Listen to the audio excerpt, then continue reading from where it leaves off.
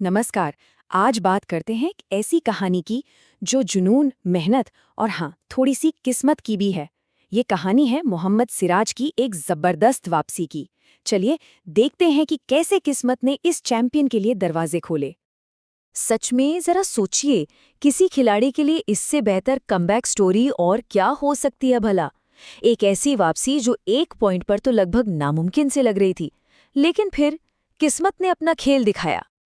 अपने यहाँ एक कहावत है ना। दाने दाने पर लिखा होता है खाने वाले का नाम। और सिराज की कहानी पर तो ये कहावत भाई एकदम फिट बैठती है। अरे ये वही खिलाड़ी हैं जिन्हें ये कहकर वर्ल्ड कप स्क्वाड से बाहर कर दिया गया था कि वो T20 के लिए इफेक्टिव नहीं है। मतलब उनका सिलेक्शन तो दूर दूर तक कहीं था ही नहीं। लेकिन किस्मत को शायद कुछ और ही मंजूर था। और बस यहीं से कहानी में एक ऐसा मोड़ आता है जिसकी किसी ने कल्पना भी नहीं की थी। एक ऐसा ट्विस्ट जिसने सिराज के लिए वर्ल्ड कप के दरवाजे अचानक से खोल दिए। पर सवाल ये है कि आखिर ये सब हुआ कैसे? तो हुआ ये कि पहले तो सिराज को T20 स्क्वाड के लिए चुना ही नहीं गया था। फिर प्रैक्टिस मैच के दौरान हर्षित राणा चोटिल हो गए। और तो और ठीक मैच वाले दिन टीम के मेन बॉलर जसप्रीत बुमराह की तबीयत बिगड़ गई। और बस एक के बाद एक हुई इन घटनाओं ने सिराज को सीधा प्लेइंग 11 में लाकर खड़ा कर दिया। और देखिए, जब मौका मिला ना, तो सिराज ने उसे दोनों हाथों से लपक लिया। ये सिर्फ एक मौका नहीं था, ये जवाब देने का मौका था और सिराज इसके लिए पूरी तरह से तैयार थे। अब सिचुएशन समझिए। टीम का सबसे बड़ा गेंदबाज बाहर था और डिफेंड करने के लिए स्कोरबोर्ड पर रन भी बहुत ज्यादा नहीं थे। प्रेशर बहुत ज्यादा था। और उस हाई प्रेशर सिचुएशन में सिराज ने जो कर दिखाया वो वाकई में कमाल था। तो चलिए अब जरा उनके प्रदर्शन की बात करते हैं, नंबर्स की जुबानी, क्योंकि असली कहानी तो ये आंकड़े ही बताते हैं। आते ही अपने पहले ही ओवर में विकेट। उन्होंने सबको बता दिया कि वो यहाँ सिर्फ किसी की जगह भरने नहीं आए हैं, बल्कि मैच जिताने आए हैं। और कहानी यहीं खत्म नहीं हुई।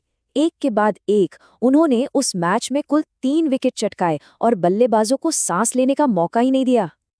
और सबसे बड़ी बात, उस दिन उस मुश्किल मैच में मोहम्मद सिराज भारत के हाईएस्ट विकेट टेकर बने। उन्होंने एक बार फिर साबित कर दिया कि वो एक मैच विनर हैं। लेकिन देखिए, सिराज की कहानी सिर्फ इन आंकड़ों या नंबर्स की नहीं है। ये कहानी उनके जज्बे की है, उनकी मेहनत की है और कभी हार न मानने वाले एटीट्यूड की है। वो सिर्फ एक खिलाड़ी नहीं है, एक योद्धा हैं। जो लोग सिराज को करीब से जानते हैं, वो बताते हैं कि वो टीम के सबसे मेहनती खिलाड़ियों में से एक हैं। वो शायद ही कभी चोटिल होते हैं, हमेशा हर मैच के लिए फिट। और मैदान पर उनका कमिटमेंट, मतलब हवा में डाइव लगाना, हर बॉल के पीछे भागना, वो अपना 100 नहीं 200% देते हैं। एक कंप्लीट टीम मैन। तो कुल मिलाकर ये कहानी है मेहनत और किस्मत की जुगलबंदी की।